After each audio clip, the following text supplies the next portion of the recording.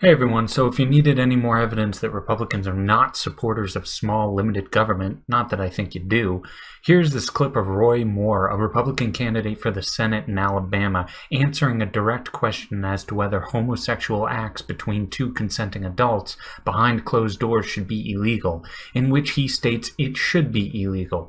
He refers to it as immoral and detestable.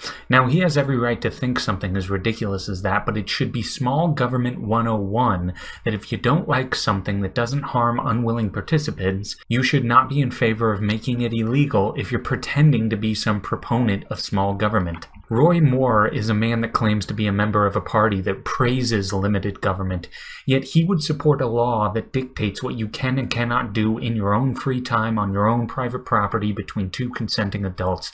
This is the epitome of hypocrisy and idiocy.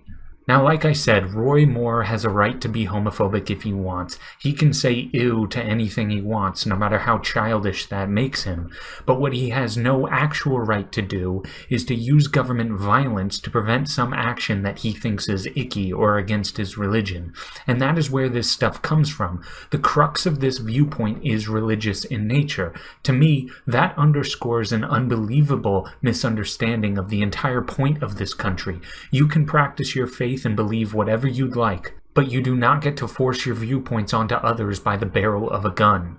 Roy Moore should work through this little thought experiment. He needs to ask himself which is more moral and righteous: two male or female humans consensually engaging in romantic activities, or other human beings busting the door down with guns drawn, throwing those two people into cages because they dared to defy the moral code set down by the almighty state.